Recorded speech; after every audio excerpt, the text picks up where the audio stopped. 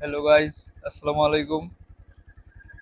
ইতিমধ্যে আমরা বের হচ্ছি কলমাকান্দা একটি পার্কের উদ্দেশ্যে। জলরাঙা পার্ক হয়েছে একটি নতুন। আমরা আজকে নতুন যাচ্ছি, আপনারাও আসবেন ইনশাল্লাহ। আপনারা দেখতে পাচ্ছেন আমরা এখন রওনা হয়ে গেছি, আমি আর আমার বন্ধু মিলে। এখন আমরা রওনা হচ্ছি রাজাপুর থেকে শিবজি রোডে। রোডের অবস্থা তেমন একটা ভালো না, তবে যেতে হবে এই রোড দিয়েই। রোডে অনেক সমস্যা, তাই আস্তে আস্তে যেতে হবে।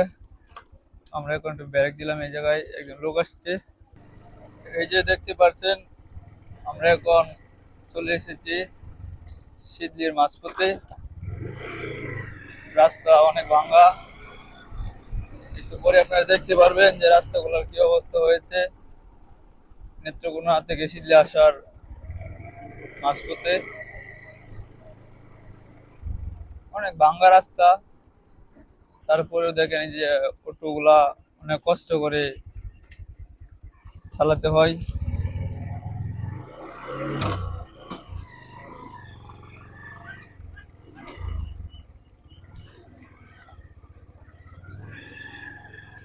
আপনারা দেখতে পাচ্ছেন যে কি অবস্থা রাস্তার।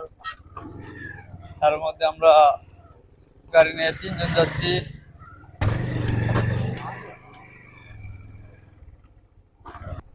এই যে দেখতে পাচ্ছেন আমরা এখন চলে এসেছি শিদলি বাজার বোবালা মোড়ে। এদিক দিয়ে আমাদের ঢুকতে হবে কলমাকান্দা রোডে। কলমাকান্দা তবু অনেক দূরে, অনেক দূরে। পাবই মোড়, পাবই মোড় থেকে পরে মেন রোড দিয়ে যেতে হবে কলমাকান্দা। আমরা এখন ঢুকছি পাবই রাস্তায়।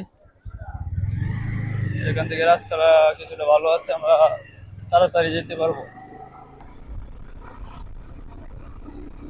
মেইন রোড,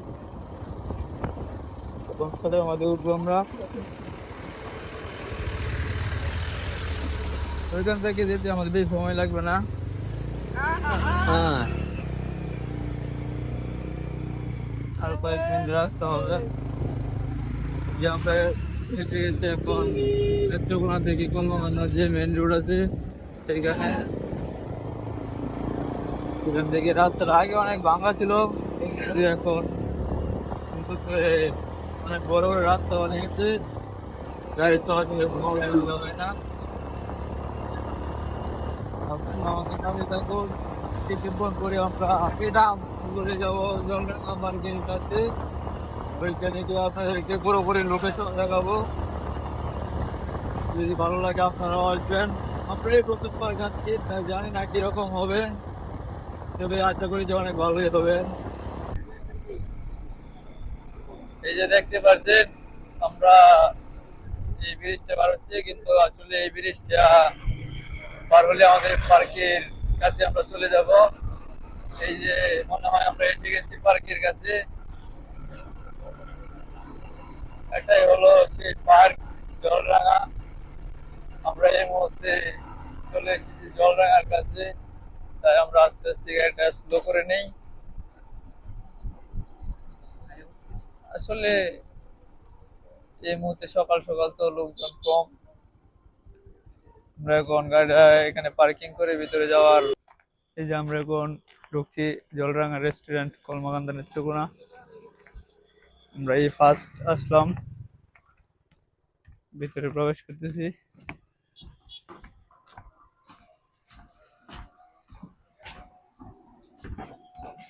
পার্কটা আসলে অনেক সুন্দর, একটি নির্জন একটা জায়গায় হয়েছে।